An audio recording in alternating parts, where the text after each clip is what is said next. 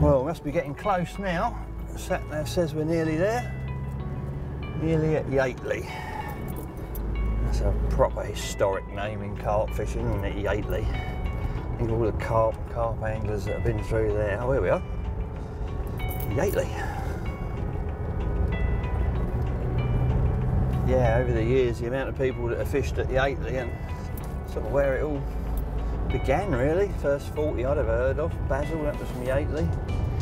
Back in Richard McDonald's day. And he had Heather and, well, just a big string of big old fish.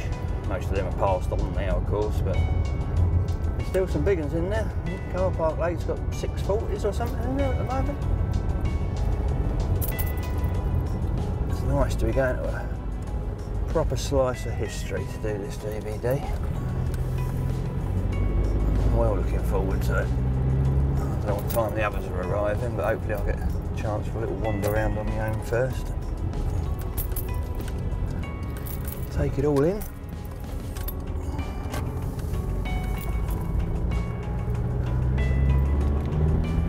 I'm going to be on the Pads Lake for the next couple of days. I do remember the Pads Lake, although I've only briefly fished at Yateley, 20 odd years ago. I remember the Pads. I had a mate on there, I went up and visited him a couple of times. If I remember correctly, the lakes are just along here on the left somewhere. I had a look on Google road map, sort of the camera thing yesterday, just to refresh myself of what it looked like. That's Farnham Waters. That's the old east side of the Yateley fishery, which is now something else. Farnham Angling Society. Ah, here we go, there's a sign. Yateley West Fishery, we're there.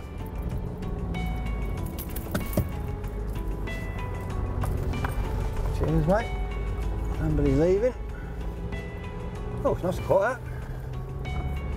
Then there's four or five lakes or whatever it is here. Half a dozen motors. Stick it in there. Right, let's see what we got.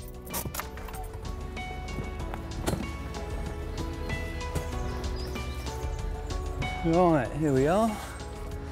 Welcome to the Yateley complex. Excellent. Proper historic venue this is. What have we got? We've got everything on this north side of the road. Car Park Lake, Split Lake, North Lake and the Pads Lake. That's where we're going. You are here. Right, must be just through there then.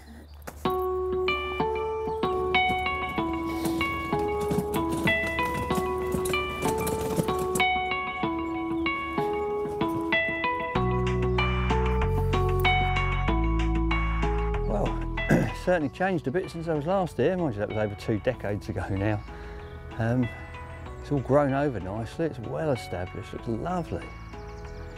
All this was quite open when I was here before, but it's really nice, beautiful. Nice and calm, mild day. It's looking good, I like it. Have a quick walk around the lake, well, slow walk around the lake before I decide where I'm going to fish. Quite a bit of sort of features out in this swim, a big reed bed out here and some of the pads are coming up, which obviously give the lake its name, the Pads Lake. They just started to break the surface out there, so it might be a good place to start. But yeah, I'm going to have a slow walk round. There's a big snag tree I can see up the far end. Going to have a look in there, see if I can see anything up there. What sort of fish then? Oh, just seen a fish roll out there just on the edge of them pads. And a load of fizzing coming off the corner of these reeds here. This does look like a good spot to start, to be honest. Especially as I've only been looking for a couple of minutes and the fish has come out already. This looks ideal. Especially all that new pad growth, that's the sort of area they're going to go to in the spring. A little bit of cover coming up, cover from the reed bed, a little gap in between the two. But I say, a quick walk around first before I make up my mind. But yeah, I reckon I can quite happily live here for a couple of days. hopefully get a couple of fish out as well. I'm looking forward to it.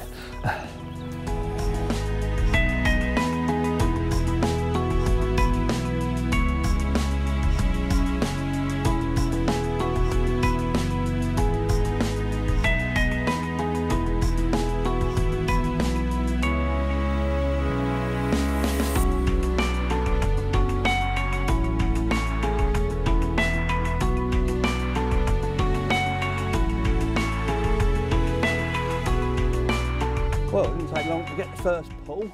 This was my maggot rig. Unfortunately, he's gone round the back of them reeds. I don't think he's the biggest fish in the world, but I'm hoping he'll swim back round on his own. He's not going to.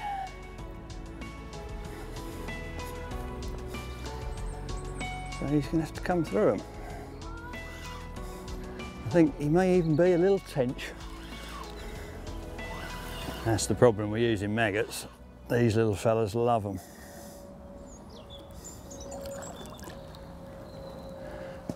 Got my heart going for a little while anyway.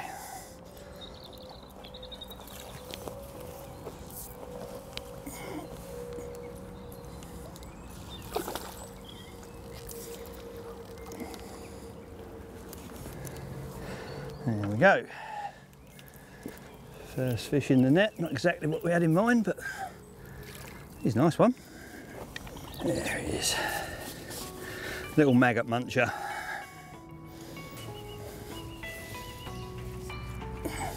There he is.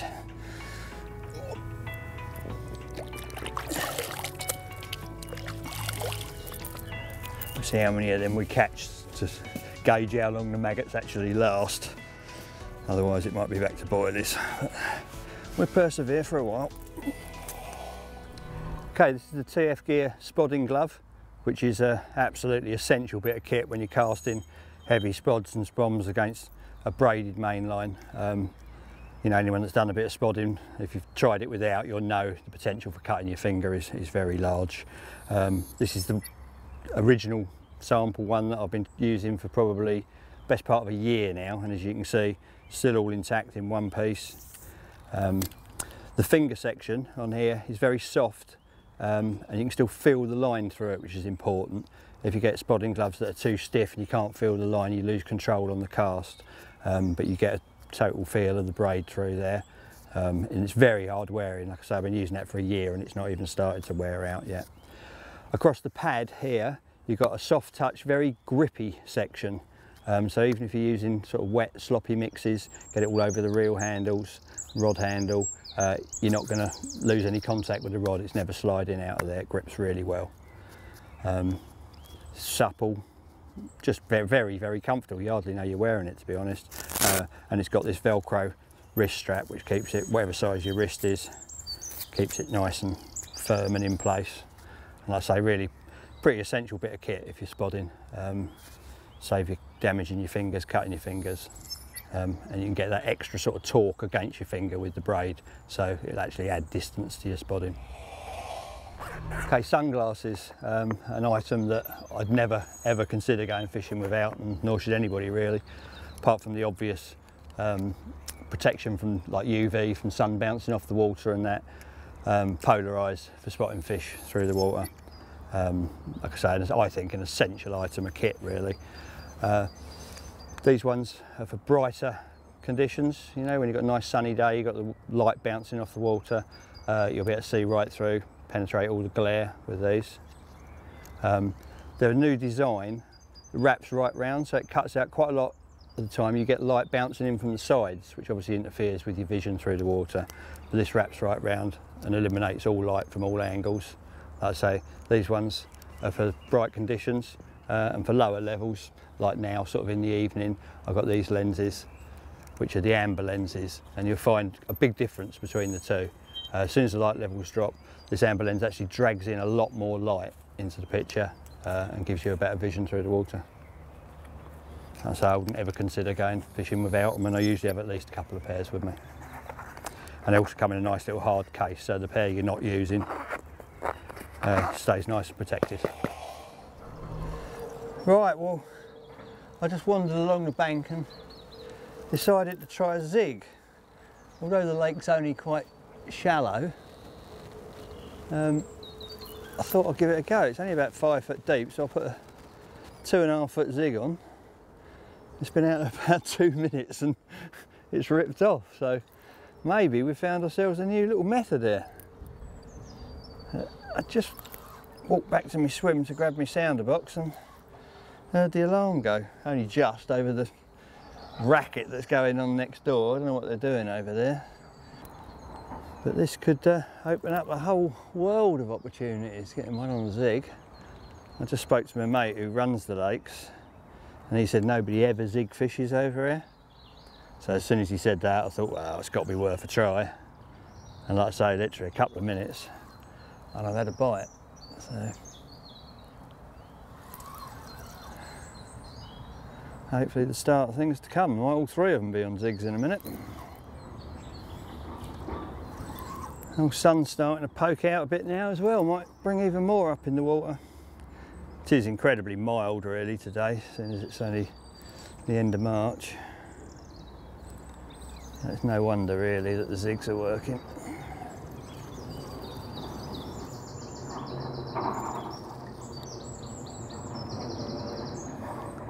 We started off coming in really easy, but it's starting to put up a bit of a show now.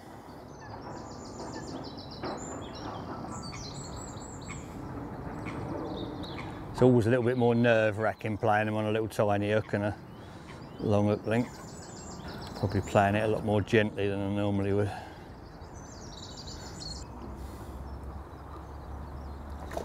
That's it, it's straight to his mouth now. Here he comes.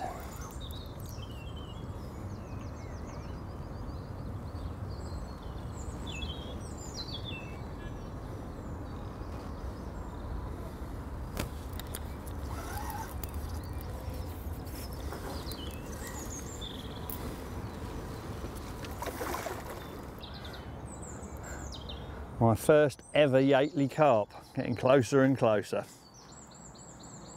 Quite exciting.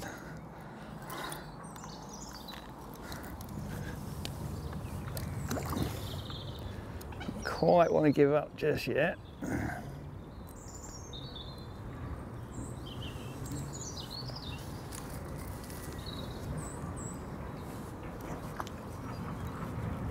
There he is in the bag.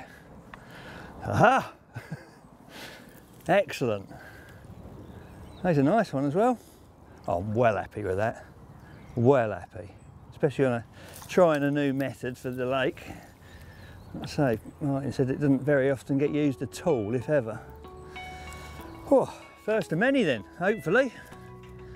Let's grab a mat. Okay. 26.5 pounds. Perfect. What a good start.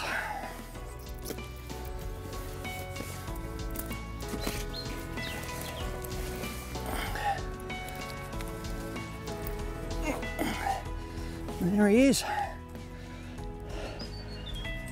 Pads Lake 26. Everybody happy. Right, result.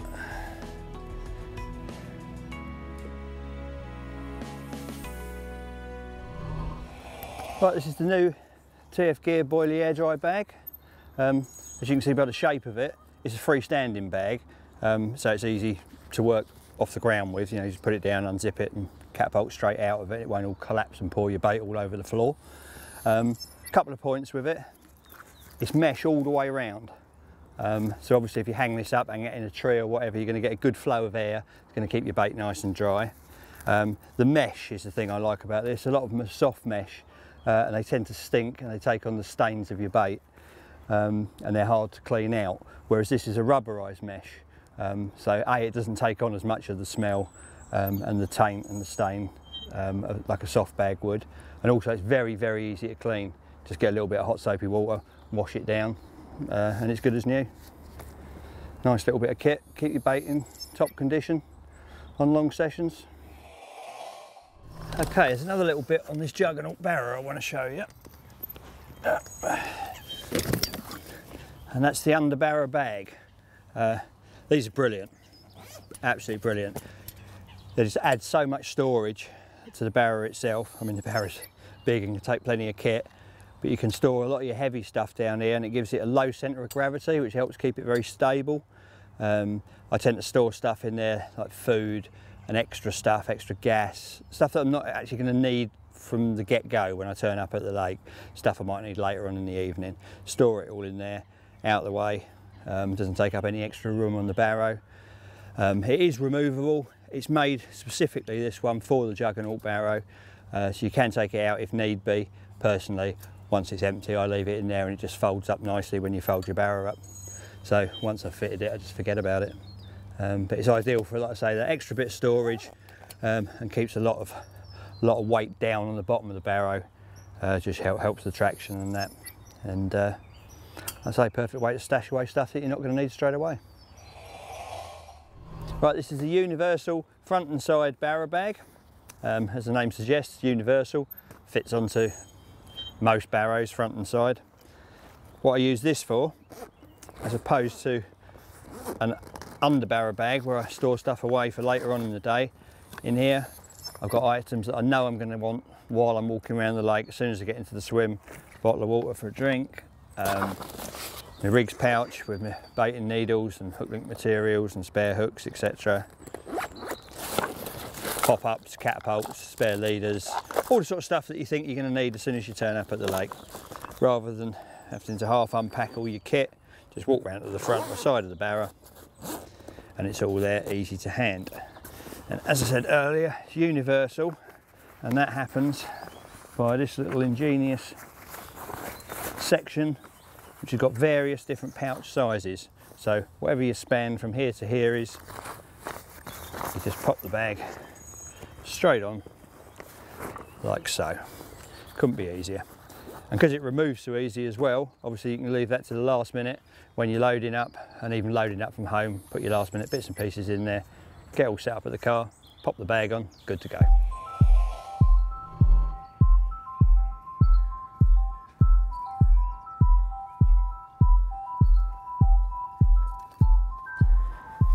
Right, what I'm doing, I've come up the top end of the lake where it's nice and quiet, and I'm going to prime a couple of spots. I did bait them earlier today, and this is sort of a backup plan for tomorrow, because what I might well do is do the night where I am down on the main end of the lake, and then I've got tomorrow night still as well, so I might do a night down there and a night up here. I'm going to bait behind this bush for hopefully a little stalking opportunity in the morning. I don't want to put much in there, but in fact it's the third time I've been up here today. Just a few handfuls of maggots, a few little 10mm boilies over the top.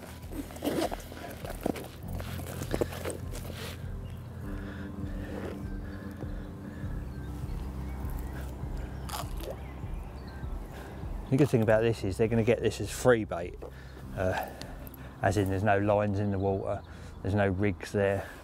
You know, they're going to come in with their normal level of caution, be looking for lines, be looking for rigs, find nothing, eat it, come back, been topped up again. So they've had, you know, 3 or 4 goes at it, and had no danger to go with it. So by tomorrow they should be well confident on it.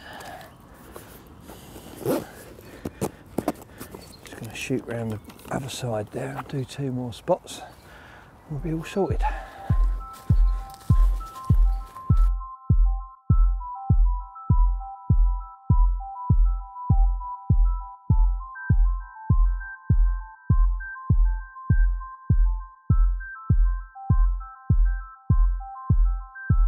See, this sort of area, this is obviously prime, especially as there's no one fishing up this end.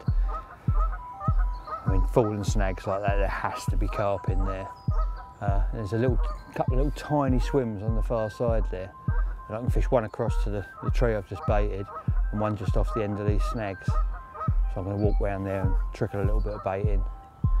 Like I say, come up tomorrow and check it out. Like I said, it's not really, I'm not putting a lot of bait in. I'm not expecting there to be a big head of fish up here like in the open water, but just a regular little feed of free bait in there. I don't really mind how much maggot I put in, because obviously now the water's warming up, you've got the tench and the roach and what have you. We'll clear that up. A couple of little handfuls of 10 millers.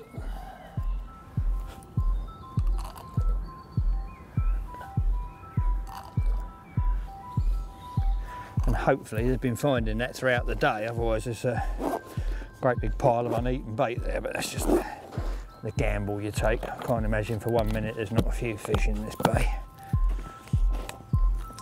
One last spot.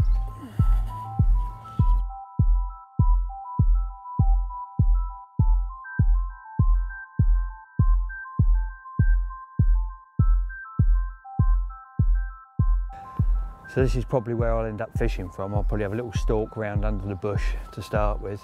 And you see you've got these two little cut-ins here. One points out towards the fallen tree over there where I baited up earlier. And the other one, if you come through this way,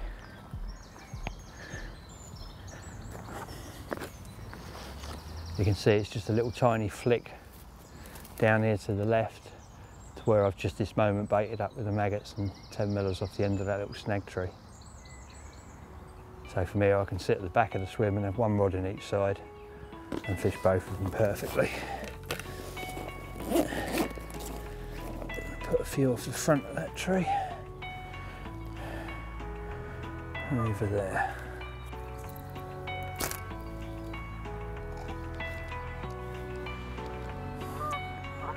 I've got quite a lot of confidence in this for tomorrow, to be honest. It's not often on a lake like this where the fish get bait for nothing. So by tomorrow, I reckon I can move in here and snare one pretty quickly. Oh, Mr. Swan's in it. There he goes.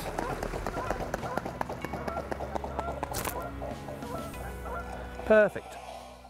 Here's something I've been wearing all winter. It's called the underskin top. And even though now we're getting out of winter into spring, I'm going to continue using it, because in the evenings it can still get a little bit chilly. And again, early autumn can get a bit cold. The beauty of this is it contains your body heat and it lets all the sweat out. So you don't end up wearing something that's sticky and uncomfortable, even if it does warm up a bit in the middle of the day. Just take the outer layers off and retain this underneath. It's very, very comfortable, let's say breathable. It's got this raised neck which keeps out all the drafts. What I like about it is it's lovely to sleep in. You can just strip down, take off your fleece, your jacket and just sleep in the top. The microfiber inner of this top provides sort of extra insulation for your body. And like I say, it still wicks away the sweat, so it keeps you nice and dry but nice and warm. This is the new lightweight 5-rod HOLDALL. Takes from 3 to 5 rods. Look at the outside first. You've got an exterior pocket for landing net, alarms, bank sticks, etc. On the reverse side here, got this little pouch which I find really handy. If you take your leads off when you fold your rods up, obviously that helps to protect your rods even further. And I usually put my rods away very last thing of a session, and you get up with a handful of leads or a pocket full of leads, so just pop them in there, ready for the next trip. And on the reverse side there, you've got one long pocket, ideal for extra long storm poles or a landing net handle. And then when she opens up, I've got 3 rods in here at the moment. I'll explain to you how it takes to 5. You've got a central pouch which zips up and protects the rod in the middle. Each of the pouches, each section has also got this flared section, and that's to take your 50mm butt rings with these so you don't damage them, or again these new style guides, anything that stands off a bit more than your normal 40mm butts will fit in there perfectly. And as you can see here, I've got one rod up this way, one rod down this way, and if you've got 5 rods, you've got a reel pouch at each end.